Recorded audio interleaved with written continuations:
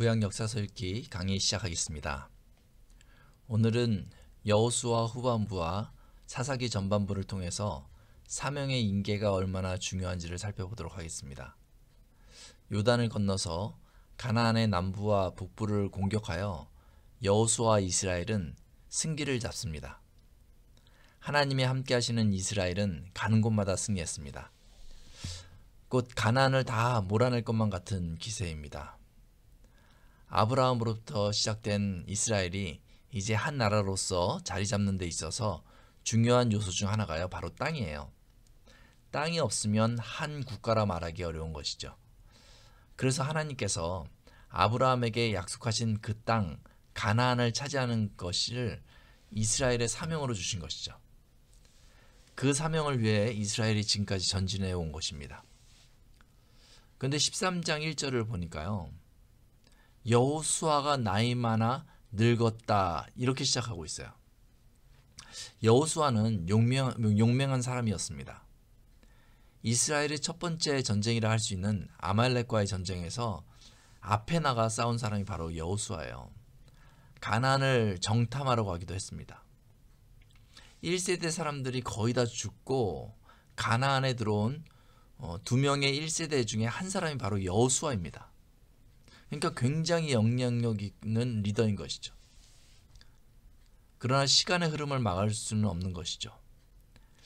아직 가나안 정복이라는 사명이 끝나지 않았는데 이스라엘의 지도자인 여호수아가 벌써 늙은 것이죠.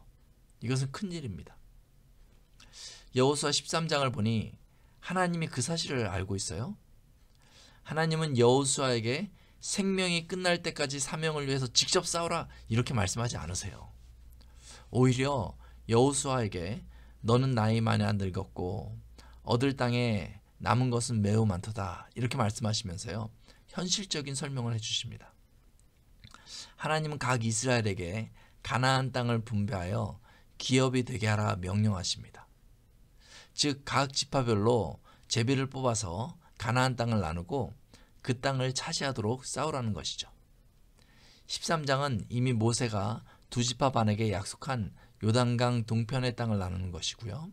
14장부터 19장까지는요. 요단강 서쪽 땅을 9지파 반에게 나누어 주는 것이에요. 그러면 이제 각 12지파가 가서 이제 분배받은 그 땅을 정복하는 것이죠. 1세대의 리더십을 가진 여호수아가 그 사명을 2세대의 각 지파들에게 넘겨준 것이죠. 결국 그 싸움을 다 하고 21장 45절에 보니까 여호와께서 이스라엘 족속에게 말씀하신 선한 일이 하나도 남음이 없이 다 응하였더라라고 말씀하고 있어요. 12지파가 그 역할을 잘한 것이고 하나님께서는 12지파를 통하여서 여호수아에게 주신 그 사명을 이루신 것이죠. 그래서 세월이 흘러가고 세대가 교체되어야 될 그 타이밍에 우리가 하던 일들을 붙잡고 있는 것이 아니라 넘겨주는 것이 굉장히 중요한 것이죠.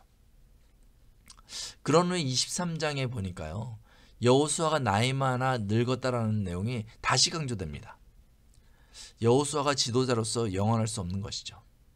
23장에서는 여호수아가 온 이스라엘 곧 장로들과 두령들과 재판장들과 유사들, 지도자들을 다 모아서요, 처음 자기가 받았던 그 사명으로 그들을 권면합니다. 23장 6절에 보니까 모세의 율법책에 기록된 것을 다 지켜 행하라. 그것을 떠나 좌로나 우로나 치우치지 말라고 권면합니다. 그리고 24장에서는 온 이스라엘 백성을 불러서 강력하게 권면합니다.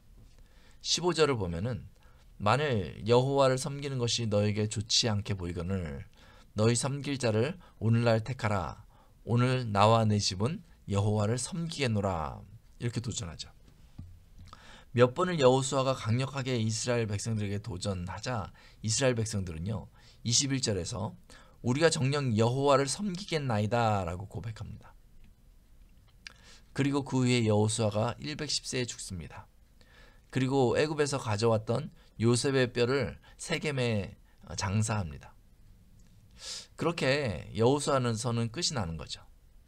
이 가나안 정복 이야기가 끝이 나고 이제 사사기가 시작되는데 이것은 분리된 이야기가 아니고요. 이어지는 이야기입니다.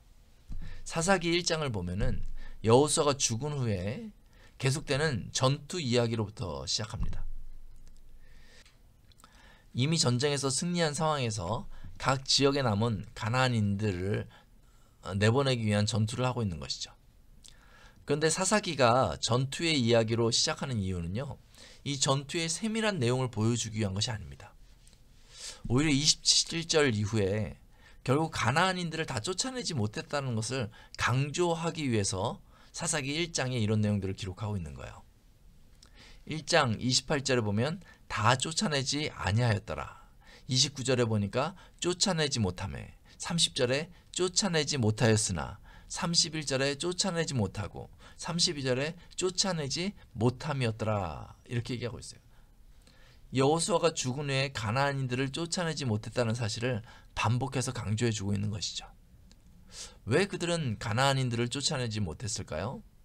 2장에 보면 그들이 가나안인을 쫓아내지 못한 이유를 2절에서 설명해주고 있습니다.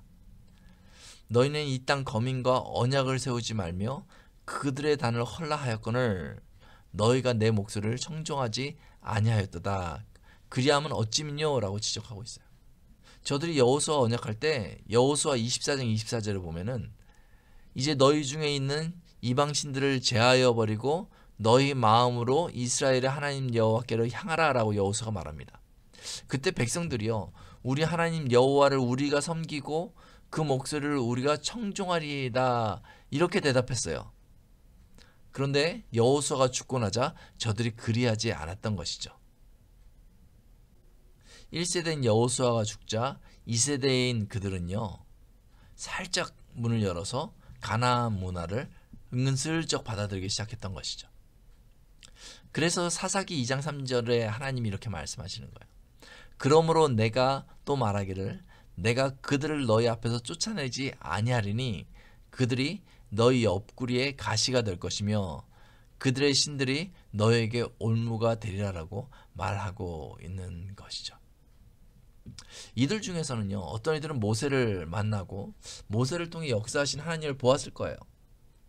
그리고 조금 더 늦게 태어났으면 여호수아를 만나고 여호수아를 통해 역사하신 하나님도 보았을 것이에요.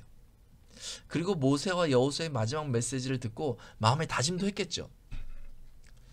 그런데 그들이 실제로 가나안 문화를 접했을 때 이 문화가 얼마나 그들에게 달콤했는지 그들이 거절하지 못하고 받아들이려고 했던 것이죠. 이스라엘의 가장 큰 문제는요. 하나님을 섬기면서 우상을 섬기는 그 문화도 받아들이려고 했던 것이에요. 이것도 하고 저것도 하려고 했던 거죠. 하나님 모르게 행음을 하려고 했던 것이죠. 그러다 들킨 거예요. 그 다음 구절을 보니까 그들이 하나님께 들키자 백성이 소리를 높여 울었다고 기록하고 있어요. 이 울음은요 아주 고집스러운 울음인 것이죠. 하나님을 속이려는 작전에 실패했다는 울음이죠. 그래도 이들은요 모세와 여호수아를 만났던 2세대예요. 2세대니까 이 정도였던 것이죠. 6절 이하에 보면 여호수아로부터 그 다음 세대로 넘어가고 10절에 보니까요 그 세대 사람도 다 그 열조에게로 돌아갔고 그 후에 일어난 다른 세대는 여호와를 알지 못하여 여호와께서 이스라엘을 위하여 행하신 일도 알지 못하였다라고 기록하고 있는 것이죠. 아마 이쯤 되면 3세대, 4세대, 5세대 이렇게 넘어갔을지 모르겠어요. 하나님이요 출애굽했을 때 절기를 만들라고 하잖아요. 그 요단강을 건넌 후에요 12돌을 세우라고 하잖아요. 그 이유가 무엇이었습니까? 다음 세대에게 보여주는 교육을 하려고 그렇게 하라고 하나님께서 명령하신 거잖아요. 그런데 그 교육이 잘 안 됐던 것 같아요. 세대가 지나가고 또 지나가자 여호와를 알지 못하고 여호와께서 이스라엘을 위하여 행하신 일도 알지 못하는 세대가 일어난 것이죠. 사사기 2장 11절에 보니까 그 3세대, 4세대, 5세대 그 이후 세대의 삶의 모습을 설명해 주고 있는데요. 이스라엘 자손이 여호와의 목전에 악을 행하여 바알들을 섬기며 라고 말하고 있어요. 이제 아예 대놓고 바알을 섬기는 것이죠. 여호수아 후반부와 사사기 초반부를 보면 이 사실이 참 너무나 안타까운 것입니다. 세대 간의 그 신앙, 그 사명을 물려주는 일에 실패한 것이죠. 오늘날 저희도 이 일에 소홀하지 않았나 싶어요. 너무 중요한 일인데 쉽게 생각하지 않았나 싶은 것이죠. 아이들이 큰 후 교회를 떠나도 때가 되면 교회로 돌아올 거라는 그런 이야기를 제가 많이 들었어요. 근데 이게 진짜 그렇게 되나요? 10여 년 전쯤에 여러 한국 교회가 주일학교 부서를 없애기 시작했다는 이야기를 들었어요. 아이들이 줄어드니까 몇 명 안 나온 아이들을 위해서 주일학교를 운영하는 것이 좀 실용적이지 않다는 것이죠. 그런데 그리고 나서 5, 6년쯤 지났을 때 한국에서 이제 미국으로 온 아이들인데 교회를 아예 가본 적이 없는 아이들이 굉장히 많다는 것을 발견했어요. 부모들은 어렸을 때 교회를 가본 기억은 있는데 커서는 교회를 가지 않는 것이죠. 그리고 그 다음 세대는 자연스럽게 교회를 가본 적이 없어요. 교회를 가도 다음 세대의 예배와 교육이 없으니까요. 가지 않게 되는 거예요. 이게 누구의 잘못입니까? 교회의 잘못이죠. 우리의 잘못이죠. 세속화되는 것을 방치한 교회의 잘못이고 다음 세대에 사명을 전해주지 못한 우리의 잘못이고 다음 세대의 교육을 우선순위에서 뒤로 밀어버린 교회의 잘못이죠. 이 공간적인 선교가 복음을 알지 못하는 지역을 찾아가는 것이라면요. 시간적인 선교는요. 다음 세대의 자녀들을 세우는 것입니다. 선교는 복음의 오지를 찾아가는 것이기에 굉장히 어려운 일이에요. 쉬운 일이 아닙니다. 자녀들에게 복음 전하는 것이요. 쉬운 일이 아니에요. 어떻게 해야 할지 고민될 때가 굉장히 많고요. 애를 썼는데 실패할 때가 많습니다. 그러나 교회가 해야 될 굉장히 중요한 일입니다. 그러니 교회가 끊임없이 애를 써야 하는 일이 다음 세대를 세우는 일인 것이죠. 여기까지 하겠습니다. 다음 주에 사사기 전반적인 내용을 다룰 텐데요. 사사기는 정착 이야기라 할 수 있습니다. 또 한 주간 성경 읽기 힘내시기 바랍니다. 기도하겠습니다. 하나님, 성경 읽기를 통해 세대 간에 복음 전하는 사역이 얼마나 중요한지를 다시 생각해 봅니다. 저희 교회가 다음 세대에게 살아계신 하나님을 잘 전할 수 있도록 지혜를 허락하여 주옵소서. 성경 읽기를 온 성도들이 해나갈 때에 하나님께서 말씀을 통하여 저희를 만나 주옵소서. 예수님의 이름으로 기도합니다. 아멘.